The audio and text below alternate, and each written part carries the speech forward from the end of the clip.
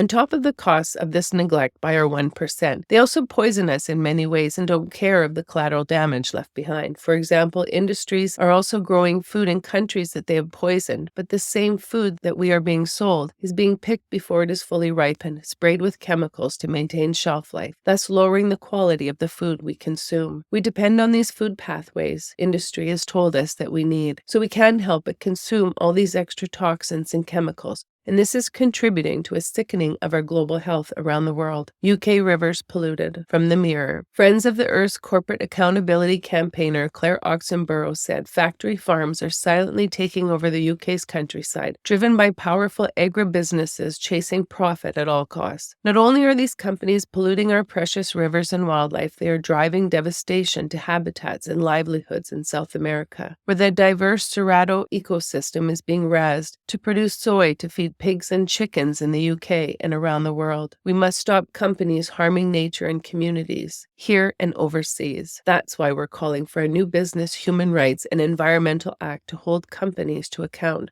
and require them to prevent environmental and human rights abuses in their supply chains. Anthony Field, head of Compassion and World Farming UK office, said housing large numbers of dairy cows, laying hens, broiler chickens, and pigs permanently indoors or without access to pasture is a significant source of pollution. The spread of slurry from factory farms in England has already contributed to every region being polluted with nitrogen. It's so bad in some places that protected areas are being damaged, and this pollution must be offset to allow house building to go ahead. Industry is also genetically modifying foods which we don't know the long-term effects on our body and our children's bodies. And we don't, and we won't until it's too late. The long-term effects of these chemicals in our bodies, low nutrient quality foods and microplastics, to name a few, will and is having devastating effects on people already. Cancer rates are skyrocketing, and other chronic diseases we used to see in the elderly are now common in young people, even pediatric. Watching these same 1%ers lobby governments to loosen regulations so that they can now legally abuse workers and poison environments, our land, air, and water, in democratic country is showing just how very much their greed has reached, that they are willing to steal our children's futures and democratic way of life. We forget that what we do on one side of the world will mirror itself on the other, so if we devalue life, ethics, and environmental responsibility in one area of the world, then we support it everywhere.